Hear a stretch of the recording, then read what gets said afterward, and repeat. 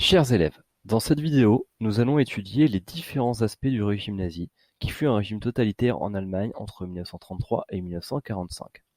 Pour commencer, il faut rappeler que le mot nazi est l'abréviation du parti politique allemand qui avait été créé en 1920, NSDAP, ce qui signifie en langue allemande National Sozialistische Deutsche Arbeiterpartei.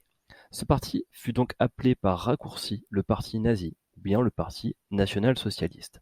C'est un parti d'extrême droite, nationaliste, dont le symbole était la croix gammée, et le chef était Adolf Hitler. C'est au début des années 1930 que le parti nazi connut ses premiers succès lors d'élections en Allemagne. Ces succès étaient dus évidemment à la crise économique que nous avons étudiée, mais aussi à la crise politique en Allemagne, qui avait lieu depuis les années 1920. Et ces succès amenèrent finalement le président de la République, appelé à l'époque Hindenburg, à nommer Hitler comme chancelier de l'Allemagne le 30 janvier 1933, date que vous devrez retenir. Dès lors, le régime nazi instaura un régime totalitaire en Allemagne. Premièrement, ce furent les idées du nazisme qui furent appliquées dans les années 1930. Ces idées figuraient dans le livre que Hitler avait écrit alors qu'il était en prison en 1925. Ce livre s'appelait Mein Kampf. Ce livre, que tous les Allemands devront avoir lu quand les nazis arrivèrent au pouvoir, reprend les grandes idées d'Hitler et donc du nazisme. D'abord, ces idées reposaient sur le racisme, mais aussi sur l'antisémitisme. Pour Hitler, les ancêtres des Allemands étaient les Aryens, peuple très ancien, aux cheveux blonds et aux yeux clairs. Et cette race aryenne, et donc le peuple allemand, selon Hitler, était supérieur à toutes les autres races. À l'inverse, les Juifs, peuple de la religion juive, n'étaient aux yeux d'Hitler même pas considérés comme une race, considérés même que c'était des parasites. Et donc à ce titre, le nazisme voulait développer la haine des Juifs, ce qu'on appelle l'antisémitisme.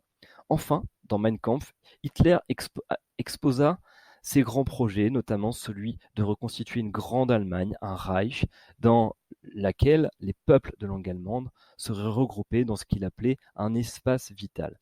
Ce nationalisme passait bien entendu pour Hitler par la guerre en Europe. Deuxièmement, pour imposer très rapidement ses idées à partir de 1933, les nazis mirent en place un contrôle total de la population. Ce contrôle passa par l'utilisation d'une propagande aiguë, dont le chef nazi, qui s'appelait Joseph Goebbels, était le ministre de la propagande donc. Les différents médias de l'époque furent rapidement utilisés par les nazis pour influencer la population allemande. Il s'agissait de discours d'Hitler qui étaient diffusés à la radio ou dans les cinémas, mais aussi d'immenses mises en scène, au cœur de laquelle il y avait donc le Führer. Führer, c'était le surnom donné à Hitler, et qui était le chef unique de ce régime nazi, et la population devait vouer un culte à Hitler. L'organisation des Jeux Olympiques à Berlin en 1936 fut l'occasion pour les nazis justement de faire usage de la propagande pour montrer au monde entier les bienfaits du nazisme. Par exemple, ils ont tourné un film qui justement exposait donc ce nazisme lors de ces Jeux Olympiques de 1936. En Allemagne, les enfants étaient les premiers visés par la propagande. À l'école, le livre Mein Kampf était étudié, et puis sur les murs des classes, il y avait des affiches nazies un petit peu partout qui mettaient en scène donc Hitler. Enfin, les enfants étaient encouragés à rejoindre les jeunesses hitlériennes. Tout cela, on appelle ça l'embrigadement. Dernier ingrédient du régime totalitaire nazi, l'utilisation d'une politique de terreur vis-à-vis de la population. Dès 1933, les opposants politiques et les intellectuels furent arrêtés et enfermés dans le premier camp de concentration qui ouvrit à Dachau.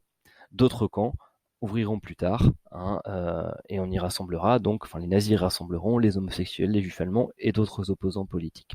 La population était également étroitement surveillée par une police secrète qu'on appelait la Gestapo.